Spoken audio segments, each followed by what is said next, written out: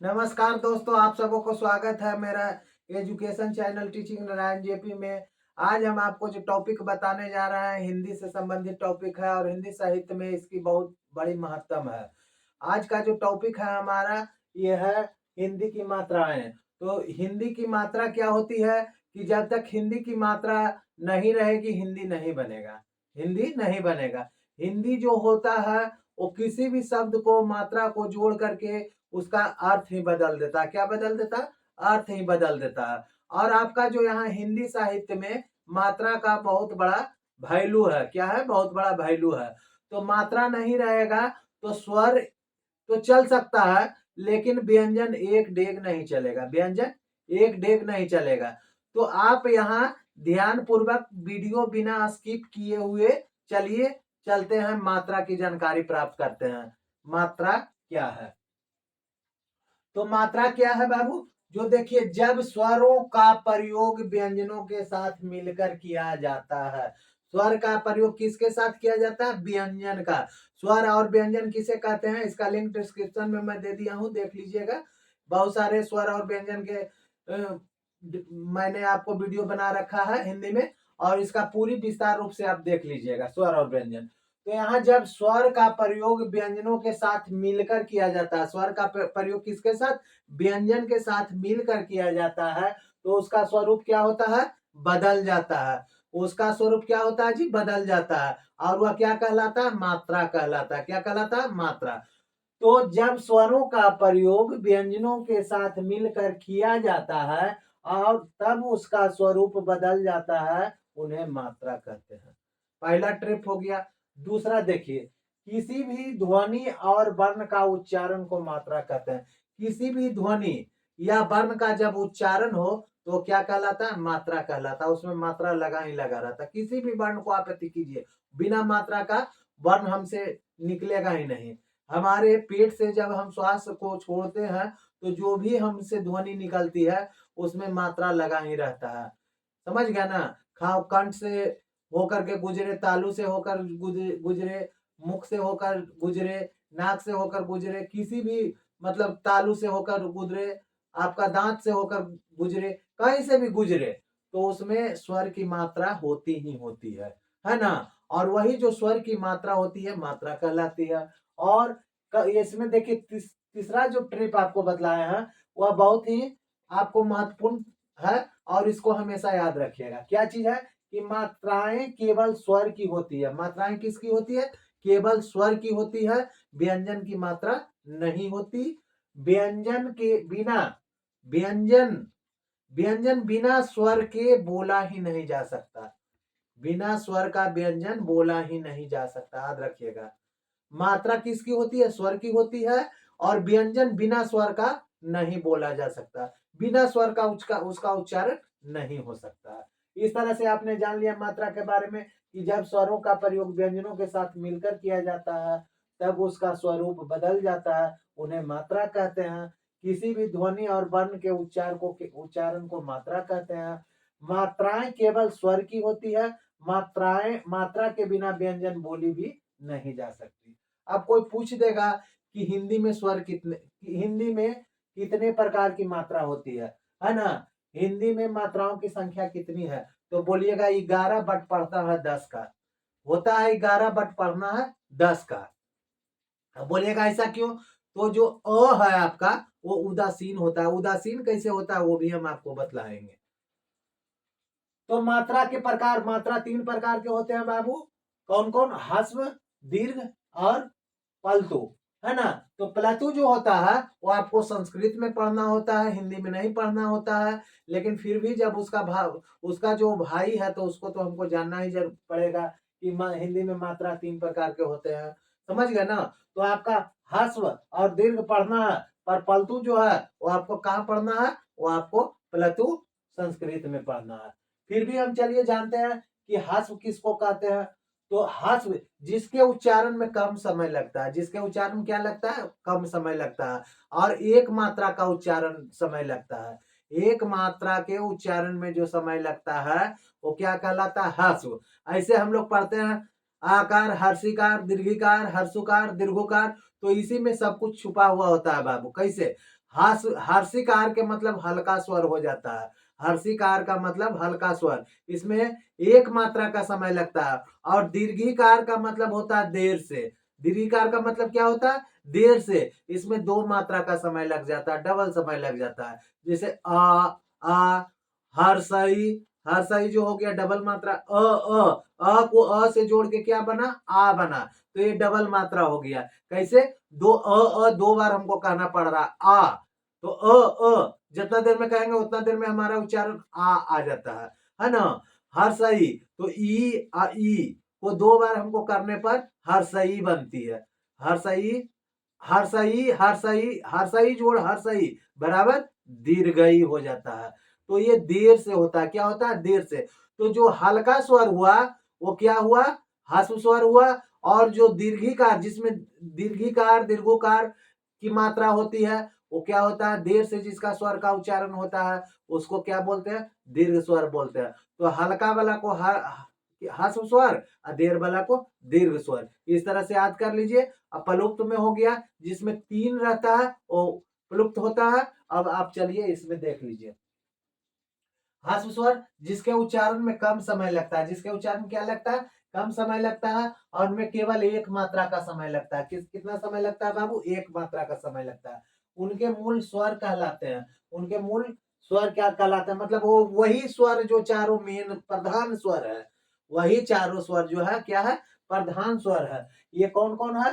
अ, हर्षई, हर्षऊ और री। ये चार है। और ये चारों के मेल से ही मतलब जो दीर्घ वाला स्वर बना है ना। कैसे बना है वो भी हम आपको आगे बताएंगे। चलिए दीर्घ स्वर में चलते हैं। दीर्घ स्वर किसको कहते हैं? तो जिसके उच्चारण में दो मात्रा का समय लगता है, जिसके उच्चारण में दो मात्रा का समय लगे और थोड़ा देर से उच्चारण हो। क्या हो? थोड़ा देर से उच्चारण हो, है ना। दो मात्राओं को जोड़ने से स्वर के साथ दो मात्रा को जोड़ने से दीर्घ स्वर का निर्माण हुआ है। स्वर के साथ स्वर को जोड़ने से और थोड़ा देर से बोलने से जिस जिस स्वर का निर्माण हुआ उसे क्या कहते हैं? दीर्घ स्वर बोलते हैं, है ना। तो ये दीर्घ दीर्घ मात्रा जो हुआ, क्या हुआ? दो मात्राओं को जोड़ने से स्वर को स्वर के साथ दीर्घ स्वर का निर्माण होता है ना। जैसे अ को अ जोड़ दिए तो आ हो गया। हर्षई को हर्षई जोड़ दिए तो दीर्घई हो गया। हर्षऊ को हर्षऊ से जोड़ दिए तो हर्षऊ हो दीर्घऊ हो गया। अ को ए से जोड़ दिए, अ को हर्षई से जोड़ दिए तो ए हो गया। अ को दीर्घई से जोड़ दिए तो अय हो गया, है ना। अब अ को ओ से जोड़ दिए तो ओ हो गया। अ को हर्षऊ से जोड़ दिए तो अ हो गया। तो इस तरह से कौन कौन हो गया जी? आ हो गया, दीर्घई हो गया, दीर्घऊ हो गया, ए हो गया, आय हो गया, ओ हो गया, अ हो गया, है ना। इस तरह से आपका दीर्घ मात्रा हो गया। अब चलिए बताए थे प्लतु मात्रा। तो जिस मात्रा में पहले वर्ण के उच्चारण में काफी ज्यादा समय लगता है, पहले वर्ण के उच्चारण के काफी ज्यादा समय लगता है, उसे क्या कहते हैं? प्लतु मात्रा कहते हैं। उसमें कोई चिन्ह नहीं होता, उसमें कोई मात्रा नहीं होता। आकार, हर्षिकार, दीर्घकार, हर्षुकार, दीर्घकार, रीकार जैसा कोई मात्रा नहीं होता। उसमें तीन लिखा हुआ रहता है। क्या? हिंदी में तीन लिखा हुआ रहता है। हिंदी में तीन कैसे लिखाता है? तो हिंदी में तीन इस तरह से लिखाता है। तो हिंदी में तीन लिखा रहता है। और इसका तीन का मतलब हुआ देर तक उसको शब्द को खींच करके ले जाना है। क्या करके ले जाना? खींच करके ले जाना है। उसे क्या बोलते हैं? पलटू स्वर बोलते हैं। और इसमें कोई भी चिन्ह नहीं होता, इसमें तीन से दर्शाया जाता है। जैसे ओ थ्री ओम, तो ओ मैं यहाँ तुरंत बोल देना है और ओ को खींच करके ले जाना है। ओ को क्या करके ले जाना? खींच को। तो कैसे होगा? ओम। देर लगा ना जी, उतना देर में आकार भी कर देंगे, हर्षिकार भी कर देंगे, दीर्घिकार भी कर देंगे। आया ओम। इस तरह से देर तक होता है ना। तो ये आपको संस्कृत में पढ़ना है। अब आ जाइए स्वर कौन कौन हुआ। स्वर आपको हो गया आ हर्षई। बोलने के लिए उच्चारण सीखिए। जब तक बोलने के लिए शुद्ध से नहीं आएगा तब तक आप नहीं पढ़ पाइएगा। इसीलिए हम बहुत बारीकी से आपको धीरे धीरे ले जा रहा है कि एक समय आप इतना ज्ञानी हो जाइए कि हिंदी का परिपक्व आप आदमी बन जाइए। तो इसमें आपको हम देखिए बता रहे हैं उच्चारण इसका कैसे किया जाता है। इसको आपको बोलना आ हर्षई दीर्घई हर्षऊ दीर्घऊ री ए ऐ ओ औ अन अंग अह। इसको अंग पढ़ते हैं, क्या पढ़ते हैं? अंग। और इसको पढ़ते हैं अह, है ना। इसको अन पढ़ते हैं, क्या पढ़ते हैं? अन। और इसको अंग। इसमें हल्का ग का उच्चारण होता है, क्या होता है? अंग। हल्का ग का। और इसमें न का उच्चारण होता है और इसमें ह का उच्चारण होता है। अब बोलिएगा ये तीन तरह से लिख दिए, तीनों का इसमें जान लीजिए। इसमें न का उच्चारण होता है, इसमें हल्का ग का उच्चारण होता है और इसमें हल्का ह का उच्चारण होता है। तो इसको क्या बोलेंगे? अन अंग अह, है ना। इस तरह से ये हो गया।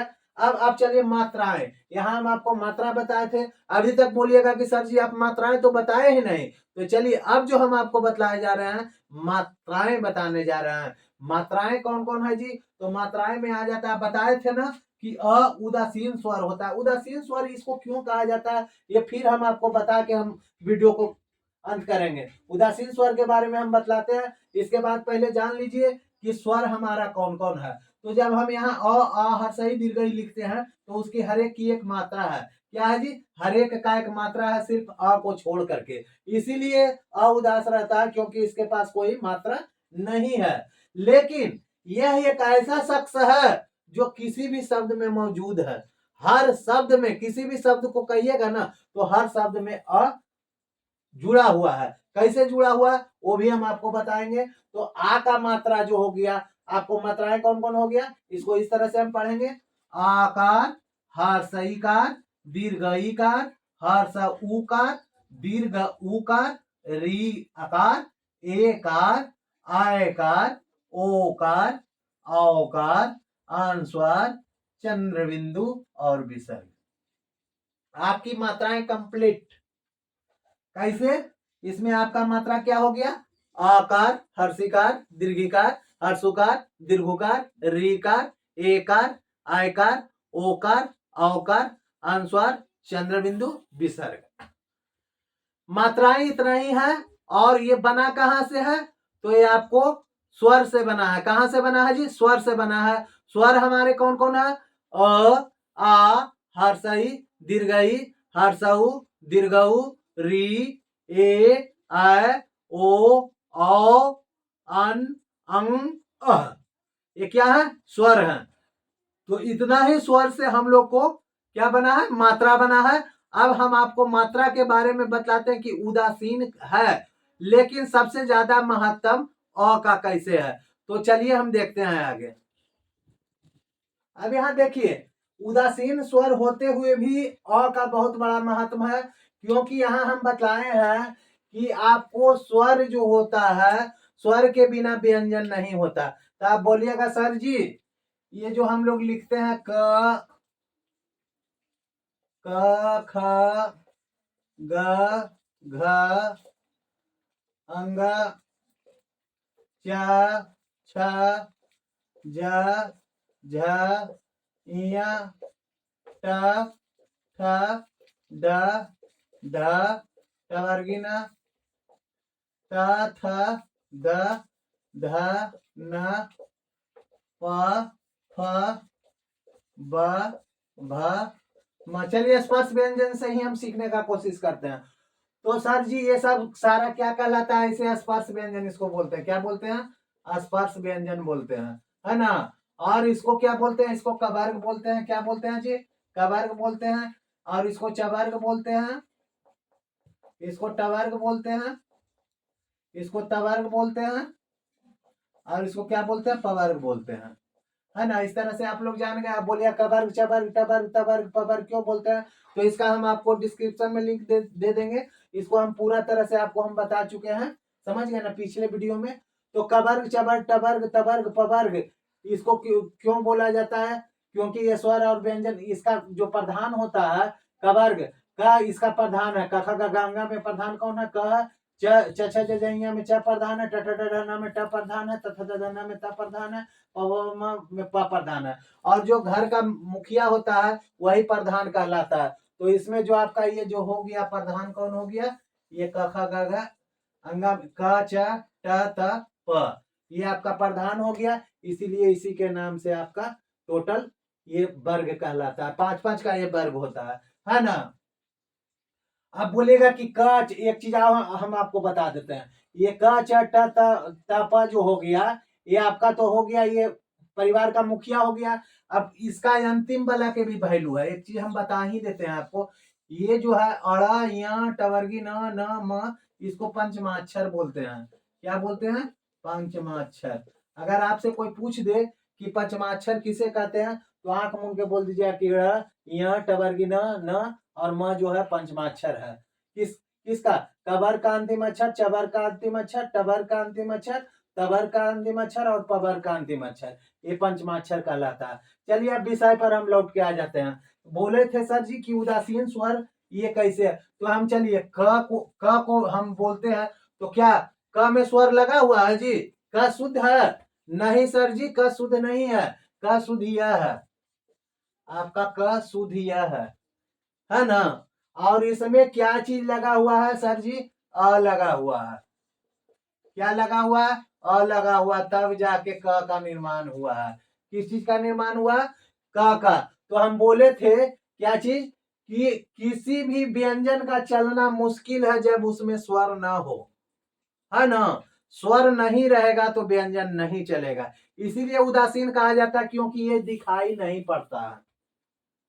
बता दिए, उदासीन इसीलिए इसको कहा जाता है क्योंकि यह दिखाई नहीं पड़ता है, ये लुप्त होता है। सबको देखते हैं कि ये आकार लगा हुआ है, इसमें हर्षिकार लगा हुआ है, दीर्घिकार लगा हुआ है, बट इसमें इसीलिए उदासीन लगता है क्योंकि इसके अंदर ये प्रवेश किए हुए रहता है और दिखाई नहीं पड़ता है, और दिखाई नहीं देने के कारण से क्या कहते हैं? उदासीन स्वर कहते हैं, उदासीन स्वर कहते हैं, है ना?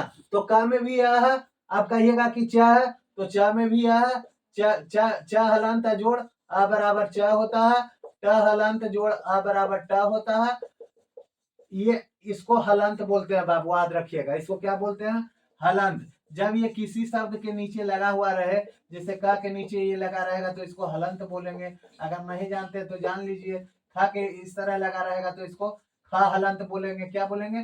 ख हलंत, है ना? ग के नीचे लगा रहेगा तो क्या पढ़ेंगे? ग हलंत, है ना? इस तरह से उच्चारण होता है, ग हलंत। ये हलंत का समझ गए। अब ट हलंत जोड़ अ रहेगा तो ट का निर्माण होगा, त हलंत जोड़ अ रहेगा तो त का निर्माण होगा, प हलंत जोड़ अ रहेगा तो प का निर्माण हो जाएगा। उसी तरह से ख जो हो गया तो ख हलंत जोड़ अ हो गया तो ख का निर्माण हो गया। ख का निर्माण ये शुद्ध रूप से, जब ख में अ जुड़ जाएगा ना, ख हलंत में अ, तो ये पूर्ण उच्चारण हो जाता है ख। और इसको बोल के आप देखिए, कहिएगा कि सर आप ऐसे बता दिए तो मान लेंगे, नहीं, सब बोल के देखिए। जब हम बोलते हैं क्या चीज? क, तो क में क्या कौन सा आ रहा है? अ आ रहा है। ख, तो ख में भी आ रहा है। ग, तो ग में भी आ रहा। घ, घ में भी आ रहा। च में भी आ रहा। छ में भी आ रहा। ज में भी आ रहा। तो जितने भी व्यंजन है सब में अ जुड़ा हुआ है, सब में यह जुड़ा हुआ है, पर वह दिखाई नहीं पड़ता है। क्या होता है? दिखाई नहीं पड़ता है। अब यहां देखिए, आकार हो गया, क्या हो गया जी? आकार हो गया। तो जब आकार हो जाएगा तो ओ कैसे होगा, देखिए हम बताते हैं। जब क में हम क में हम किस चीज की मात्रा जोड़ते हैं? आकार की मात्रा जोड़ते हैं। किस चीज का? इसको आकार बोलते हैं। मात्रा में आ जाइए, इसको क्या बोलते हैं? आकार बोलते हैं। तो जब हम क में आकार जोड़ते हैं, क में क्या जोड़ते हैं जी? आकार बोलते हैं, तो क्या हो जाता है? का। क में आकार की जब मात्रा आती है तो का क्या हो जाता है? का। ख में आकार की मात्रा आती है, ख अजोड़ आ, ख जोड़ आ, है ना?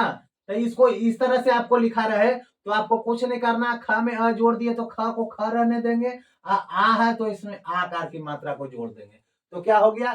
खा हो जाएगा। क्या हो जाएगा? खा हो जाएगा। अब कहिएगा कि क्यों नहीं आ जोड़े, तो ख में अ पहले से ही जुटा हुआ है। ख में अ पहले से जुटा हुआ है, अगर नहीं जुटा हुआ रहता तो ख हलंत आ रहता, है ना? ख हलंत रहता तो नहीं जुटा हुआ रहता हमें, है ना? लेकिन जब ये जुटा हुआ है ख में अ, तो ये ख हो गया और आकार रहेगा तो क्या हो जाएगा? खा हो जाएगा, है ना? इस तरह से आप देखिए कि अगर ग में आकार को जोड़ देते हैं तो क्या हो जाता है? गा हो जाता है। घ में आकार को जोड़ देते हैं तो घा हो जाता है ना? घ त में आकार को जोड़ देते हैं, ता हो जाएगा। थ में आकार को जोड़ देंगे, था हो जाएगा। तो का से हम 5 अक्षर लेकर के आपको हम बताते हैं बाबू, मात्र 5-5 अक्षर पर चलेंगे। जब क में आकार को जोड़ते हैं तो क्या हो जाता है का, फिर क में आकार को जोड़ते हैं तो क्या हो जाता है का।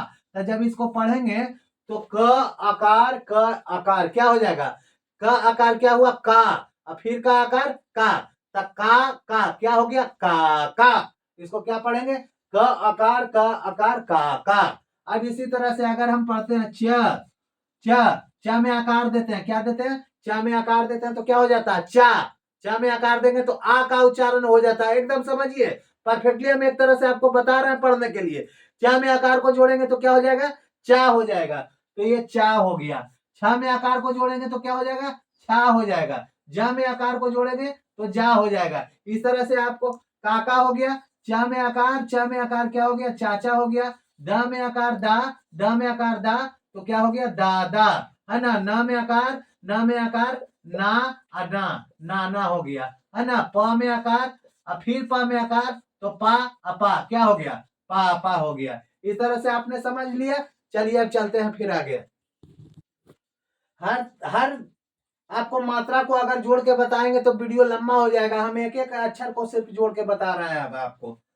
तो से आ जो है सब में मौजूद है। कैसे, का हलंत में आ जोड़ा जाता है, ख हलंत में आ जोड़ा जाता है ना, और ग हलंत में आ जोड़ा जाता है ना। इस तरह से सब में मौजूद रहता है। इसको क में आ जोड़िएगा तो क्या हो जाएगा क, है ना। ख में आ को जोड़िएगा तो क्या हो जाएगा ख, और ग में आ को जोड़िएगा तो क्या हो जाएगा ग, है ना। अब अ के बाद आ का उच्चारण आता है, क्या आता है, आकार का। तो आकार इस तरह से आकार का ये हो गया मात्रा, ये मात्रा हो गया। आकार स्वर हुआ और इसका क्या हो गया मात्रा।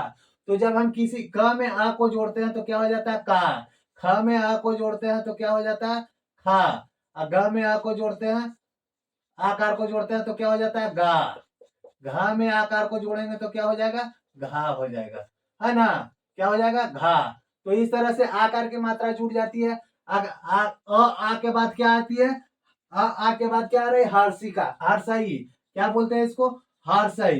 तो हर्षई की मात्रा जो होती है इस तरह से होती है ना। हर्षई की मात्रा इस तरह से होती है। और इसको जब हम जोड़ेंगे तो क हर्षिकार जोड़ेंगे, क हर्षिकार जोड़ेंगे तो क्या हो जाएगा की, ख हर्षिकार जोड़ेंगे तो खी। इसमें हल्का स्वर की मात्रा आएगा, क हर्षिकार की, ख हर्षिकार खी, ग हर्षिकार घी, घ हर्षिकार घी। इस तरह से आपको बढ़ते चल जाएगा। इसको फिर बोलते हैं दीर्घई। दीर्घई में देर की मात्रा आती है, इसको दीर्घिकार बोलते हैं। इसको आकार, इसको हर्षिकार, इसको दीर्घिकार। जब दीर्घिकार लेते हैं तो ये देर से उच्चारण होता है। क्या होता है देर से।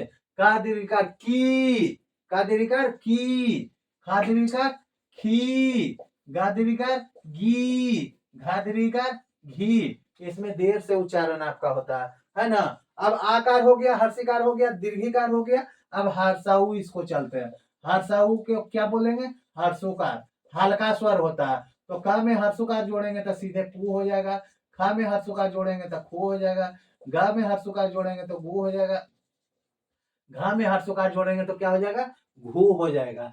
तो इस तरह से आपने हर्षुकार के बारे में जान गया। लिए अब दीर्घुकार के बारे में जानते हैं। किस चीज के बारे में, दीर्घुकार के बारे में। तो दीर्घुकार आपका इस तरह से हो जाएगा। इसमें देर की मात्रा होगी, का दीर्घुकार कू, खा दीर्घुकार खू, है ना। गा दीर्घुकार गू, घा दीर्घुकार घू। इसमें देर की मात्रा हो जाती है ना। उसके बाद क्या आता है रीकार की मात्रा आ जाती है। क्या आता है रीकार की मात्रा।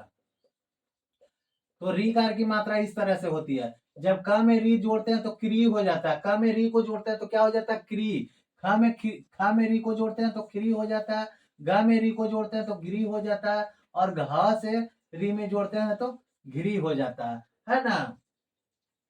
अब री के बाद क्या है ए है। तो ए की मात्रा इस तरह से हो गया। क में एक आर दे दिए तो के हो गया, ख में एक आर दे दिए तो खे हो गया, ग में एक आर दे दिए तो गे हो गया, और घ में एक आर दे दिए तो क्या हो गया जी घे हो गया, है ना। ए के बाद जो हमारा उच्चारण है आय है। ए के बाद क्या है आय है। आय को हम इस तरह से लिखते हैं आय, आय को इस तरह से हम लिखते हैं, आय का में आय कार दे दिए तो क्या हो गया कै, ख में आय कार दे दिए तो क्या हो गया खै, ग में आय कार दे दिए तो क्या हो गया गै, और घ में आय कार दे दिए तो क्या हो गया घै। इस तरह से आयकार हो गया। अब ओ कार में चलिए, तो ओ कार जो है क्या है, चलिए चलते हैं। ओ कार इस तरह से होता, सॉरी ये नहीं, आयकार इस तरह से होगा, इस तरह से नीचे पाई नहीं होता। ओ कार में नीचे एक होता है, एक ऊपर होता है। तो ओ कार क में जब ओ कार देंगे तो नीचे एक हो गया, एक ऊपर हो गया को। ख में देंगे इस तरह से खो, ग में ओकार देंगे गो, और घ में ओकार देंगे तो क्या हो जाएगा घो, है ना। ओ के बाद क्या आता है जी, आओ आता है। क्या आता है, आओ आता है। तो आओकार दो ऊपर एक नीचे, आओकार बोलते हैं। तो को में आओकार दे देंगे क्या हो जाएगा काओ, ख में आओकार दे देंगे तो क्या हो जाएगा खाओ, ग में आओकार दे देंगे तो क्या हो जाएगा गाओ, और घ में आओकार दे देंगे तो क्या हो जाएगा घाओ। ओ आओ के बाद क्या आता है, अनुस्वार है यहाँ, अनुस्वार से शब्द जो बनता है, अनुस्वार से जो शब्द बनेगा उसको क्या बोलेंगे अनुस्वार। तो जब हम क में अनुस्वार देते हैं, क में अनुस्वार देते हैं तो क्या हो जाता है कन, ख में अनुस्वार देते हैं तो खन, न की उच्चारण आती है। ग में अनुस्वार देते हैं तो गन, घ में अनुस्वार देते हैं तो घन। अब चंद्र बिंदु, इसको क्या बोलते हैं अचंद्र बिंदु अन्न, तो ये इसको बोलते हैं चंद्र बिंदु। जहां ये रहे तो क में चंद्र बिंदु रहेगा तो कंग, क में रहेगा तो कंग, ख में रहेगा तो क्या पढ़ेंगे खंग, ग में रहेगा तो गंग, और घ में रहेगा तो घंग, है ना। अब आइए अ का उच्चारण, क्या है अ का उच्चारण। अ में विसर्ग इसको बोलते हैं, क्या बोलते हैं विसर्ग। तो क में जब विसर्ग पड़ जाएगा तो इसको क्या बोलेंगे कह, ख में जब विसर्ग पड़ जाएगा तो क्या बोलेंगे खह, ग में जब विसर्ग पड़ जाएगा तो गह बोलेंगे, और घ में जब विसर्ग पड़ जाएगा तो घ। इस तरह से हम आशा करते हैं कि आप मात्रा समझ गए होंगे। हम अगले वीडियो में जो आपको मात्रा बताएंगे वो आपको जोड़ करके शब्द बनाएंगे, और टोटल शब्द से 5-5 को हम जोड़ करके आपको सिखाएंगे शब्द जोड़ने का और उसको उच्चारण करने के लिए। तो मिलेंगे नेक्स्ट वीडियो में, तब तक के लिए थैंक यू सो मच।